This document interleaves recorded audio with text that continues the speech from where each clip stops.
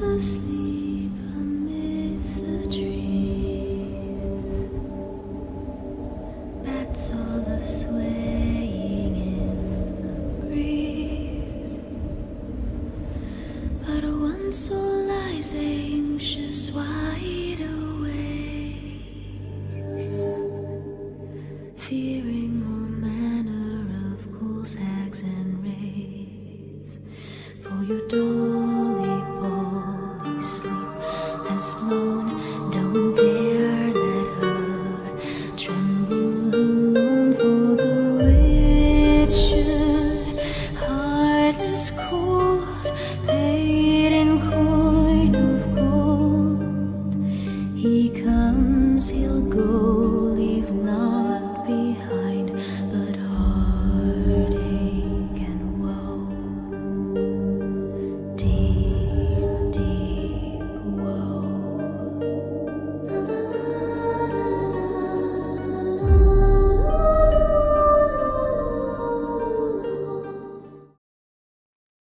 Objet SCP-4666. Classe Keter. Description. SCP-4666 est actuellement présumé être une entité humanoïde très âgée d'origine inconnue. Les survivants d'événements Westnatch décrivent généralement SCP-4666 comme étant un vieil homme très grand, entre 2 et 2,3 mètres, d'origine européenne, d'apparence extrêmement émaciée. L'entité apparaît toujours complètement nue, même quand elle est observée à l'extérieur par des températures très basses. Bien que la nature et l'étendue de ses propriétés anormales restent incertaines, SCP-4666 semble être capable de se déplacer instantanément, ou presque, vers n'importe quelle position située au-dessus du 40e parallèle nord, voire possiblement n'importe où sur Terre. SCP-4666 entre en période d'activité exclusivement durant une période de 12 nuits consécutives chaque année, de la nuit du 21-22 décembre à la nuit du 1er ou 2 janvier. Cette période est connue comme étant la phase active de SCP-4666. Durant cette phase, que l'on appelle événement Westnatch, SCP-4666 apparaîtra à proximité d'habitations situées à un ou plusieurs endroits au nord du 40e parallèle. Dans tous les cas connus d'événements Westnatch, ces habitations partageaient les caractéristiques suivantes. Situées en milieu rural isolé, domicile d'une famille avec au moins un enfant âgé de moins de 8 ans, et située dans une zone enneigée pendant la durée de l'événement. Les événements Westnatch se déroulent de la façon suivante. Nuit 1 à 7, les enfants rapporteront voir SCP-4666 dans les environs de leur habitation. L'entité sera généralement observée en train d'épier celle-ci à distance, depuis un champ voisin ou à la lisière de la forêt attenante. Dans certains cas,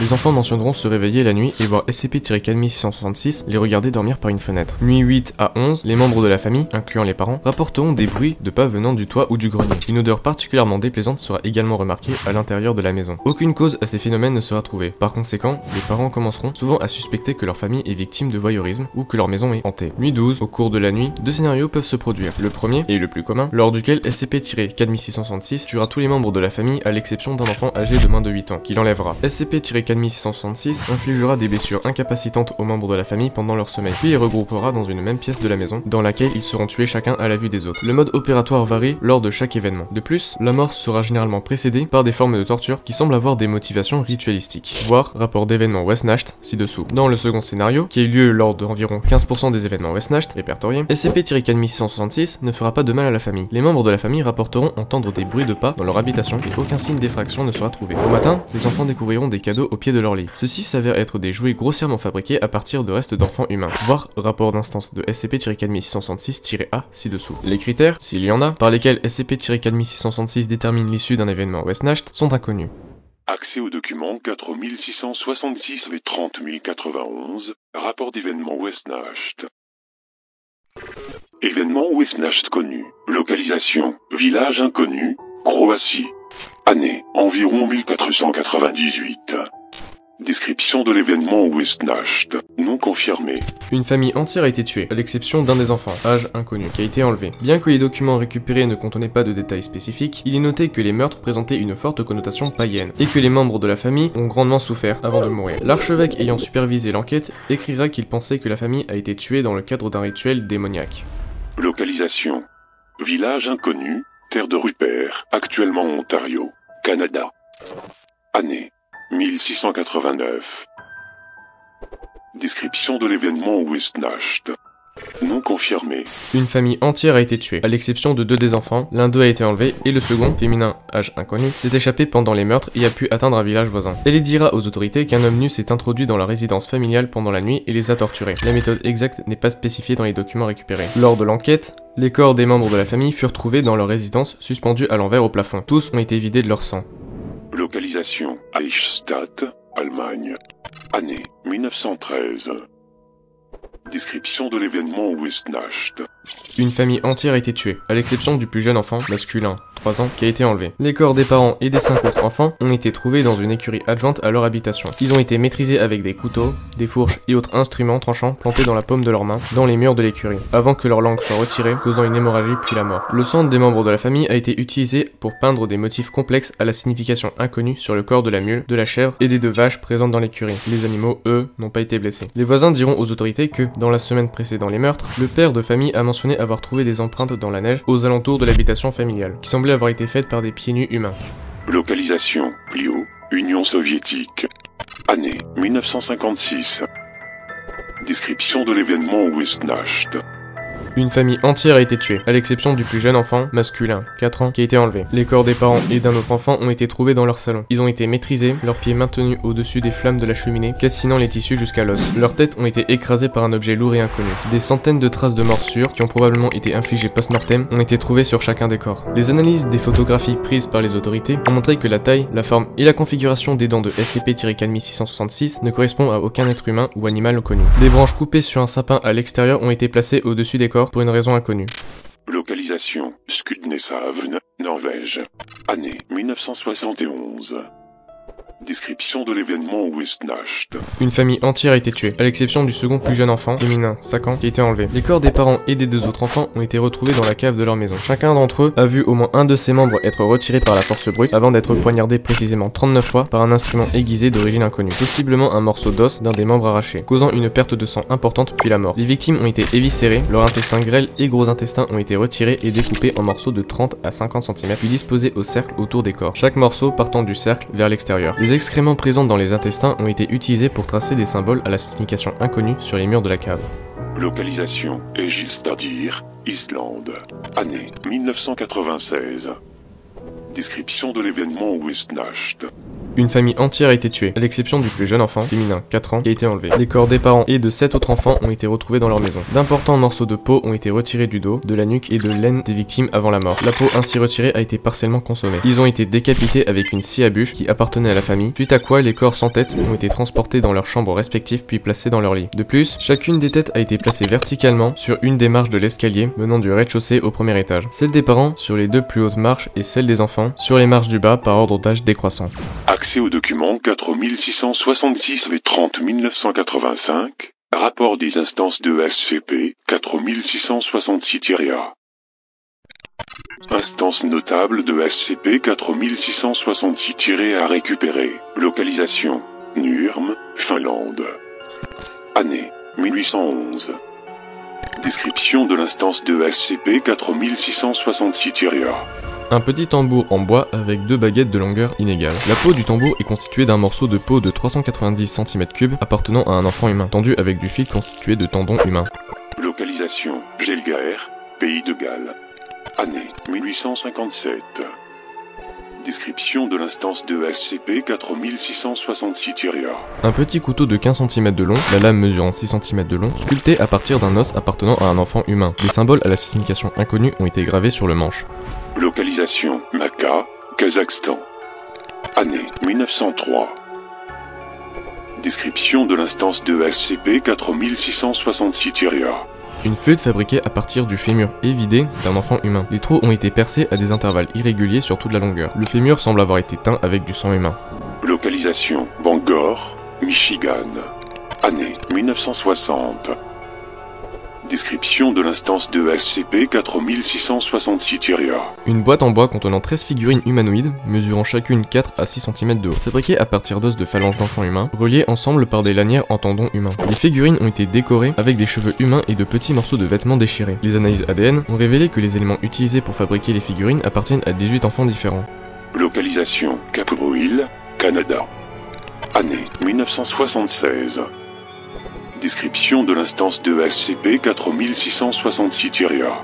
Une balle, de 23 cm de diamètre, fabriquée à partir de 19 couches de peau humaine, fermement attachées autour de la tête desséchée d'un enfant humain non identifié, masculin, 2-3 ans. Les couches de peau sont tenues en place avec de la résine de pin. Localisation, Bard, Pays-Bas. Année, 2006. Description de l'instance de SCP-4666-A.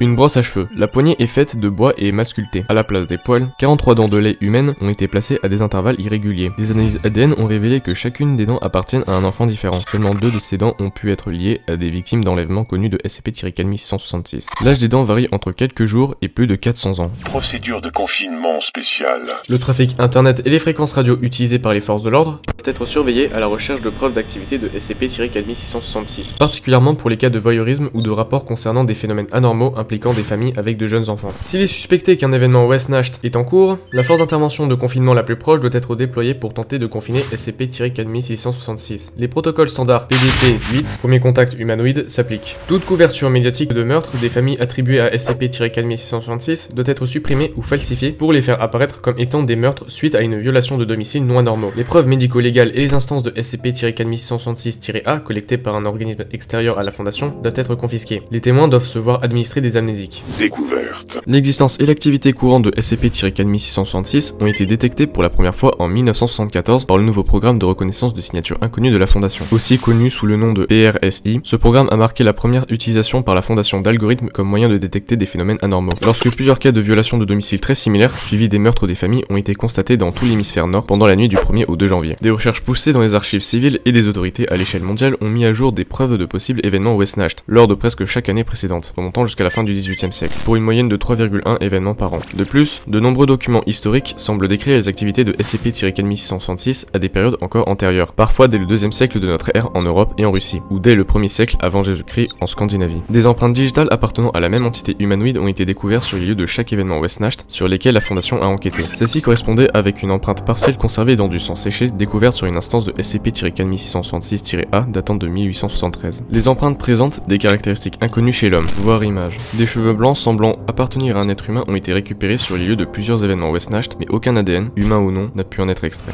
Addendum 4666-01. Le 2 janvier 2018, de nombreuses instances de SCP-4666-A ont été découvertes dans une résidence familiale à Hunak, Alaska, suite à l'événement West Nacht, #60198. Parmi ces instances se trouvait SCP-4666-A-960, une poupée grandeur nature grossièrement fabriquée à partir du corps très amaigri d'un enfant humain, sur lequel les modifications suivantes ont été effectuées. Une robe, faite de différents morceaux de vêtements sales et décolorés, a été cousue autour du corps et à plusieurs endroits dans sa peau. La bouche a été cousue en position fermée par un fil fait de tendons humains, et les lèvres peintes en rouge avec une solution essentiellement constituée de sang humain. Les ongles des mains d'un autre enfant ont été collés sur ceux du corps avec de la résine de pin. Ils ont été peints avec la même solution à base de sang humain. 3 des doigts du corps sont manquants. L'intégralité du scalp a été retirée et remplacée par celui d'un autre enfant avec de longs cheveux blonds cousus directement sur la tête. Des cheveux ont été noués pour former 2 nattes. Les 2 yeux ont été retirés et remplacés par 2 galets ronds placés dans les orbites vides sur lesquels des yeux ont été grossièrement peints. Après examen par la famille, il s'est avéré que l'enfant qui servait de base à la poupée était encore en vie, bien qu'inconscient. Les autorités en ont été informées et l'enfant héliporté à l'hôpital régional Bartlett à Juneau, en Alaska, où il est survécu pendant 18 heures. 2 agents de la fondation ont été dépêchés sur place et ont pu interroger le sujet. Voir rapport interrogatoire ci-dessous. Après la mort du sujet, le corps a été confisqué par les agents et tous les témoins se sont vus administrer des amnésiques conformément à la procédure. Les analyses ADN ont révélé que le sujet était Ekaterina Morozova, 7 ans, une victime connue de SCP-4666, enlevée le 2 janvier 2016 dans sa résidence familiale à Dubovka, Russie. L'autopsie révélera que la fillette a été extrêmement mal nourrie pendant les 2 ans qui ont suivi son enlèvement, causant un grave retard de croissance. Elle ne pesait que 15 kg pour 90 cm de haut. De nombreuses cicatrices et brûlures sont présentes sur sa peau, et elle a subi 2 fractures osseuses, au tibia gauche et au cubitus gauche, qui n'ont pas été réduites et qui ne sont pas guéries correctement. Ses mains étaient très calleuses. La cause de la mort a été attribuée à une défaillance multiviscérale, résultant d'une malnutrition grave et continue.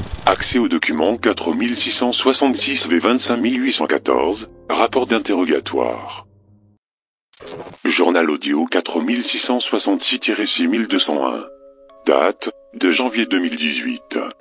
Heure, 23h27 à 23h49, fuseau horaire de l'Alaska. Localisation, hôpital régional Bartlett, Juneau, Alaska. Interrogateur, agent Anthony Kovalchik, assisté par l'agent Suzanne Mev. Sujet, Katrina Morozova, alias SCP-4666-A-960, sexe féminin, 7 ans. Note. Avant de mourir, le sujet a repris connaissance pendant environ 30 minutes, pendant lesquelles un interrogatoire a été mené. L'équipe médicale avait précédemment retiré le fil qui avait été cousu autour de ses lèvres, lui permettant de parler. Malgré la morphine qui lui avait été administrée, le sujet s'est montré globalement cohérent dans ses propos lors de l'interrogatoire. Le sujet ne comprenait pas l'anglais, et parlait au début un langage avec lequel les agents Kowalczyk et Muse n'étaient pas familiers. L'enregistrement de cet interrogatoire est actuellement étudié par le département de linguistique, car la langue parlée par le sujet s'est avérée ne correspondre à aucune langue connue, vivante ou morte. Selon les premières indications, celle-ci pourrait être apparentée à du proto-germanique. Cependant, après quelques minutes, le sujet s'est adressé aux agents dans un mauvais russe. L'agent Kowalczyk, qui avait quelques bases de russe, a été capable de mener l'entretien sans devoir passer par un interprète. Bonjour, je suis Anthony. Quel est ton nom? Est-ce que vous allez me ramener à lui? Non, je te le promets. Je suis juste ici pour te poser quelques questions. Je ne veux pas y retourner. Tu n'auras pas à y retourner. Tu es en sécurité maintenant, Mishka. Peux-tu me dire ce qui t'est arrivé? Est-ce que tu te souviens de la nuit où il est venu chez toi? Je me souviens. Il a fait du mal à maman et papa. Et Katja et Juliana pendant longtemps. Et il saignait. Quand ils se sont arrêtés de crier, il m'a mis dans son sac. Son sac? Oui, il avait un grand sac. Il y avait d'autres enfants à l'intérieur. J'ai entendu des gens crier toute la nuit en dehors du sac. À chaque maison, il mettait un autre enfant dans le sac. Et après, il nous emmenait. Où est-ce qu'il t'a emmené? Sous terre. Mot inconnu. Profondément. Sous terre? Tu veux dire dans une cave? Profondément, il n'y a que de la terre et de la boue et de la glace, des eaux partout, tout est froid. Je ne peux pas dormir parce qu'il fait trop froid. Il y avait beaucoup d'enfants avec toi? Beaucoup d'enfants, beaucoup de tunnels, beaucoup de trous, mais je ne peux pas tout voir. Je ne peux pas voir les autres. Mot inconnu. Dans mon trou, il y a René, Ekla et Sacha et Paul. On fabrique les jouets ensemble. Les jouets? Oui, si tu ne fabriques pas les jouets, tu ne manges pas. Ne t'arrête pas de fabriquer les jouets, ne t'endors pas, ou il te fait du mal. Il te fait du mal? Comment? Il te frappe, ou il te brûle, il te mord les doigts, ou il te fait cuire sur le feu dans sa salade et te mange. Il a mangé Philippe et Sally. Et toi, comment est-ce que tout ça t'est arrivé? C'est lui qui t'a fait ça? C'est René, Ekla et Sacha et Paul qui ont fait ça. Ils devaient le faire. Pourquoi? Je suis tombée malade. Quand tu ne peux pas fabriquer les jouets, tu deviens les jouets.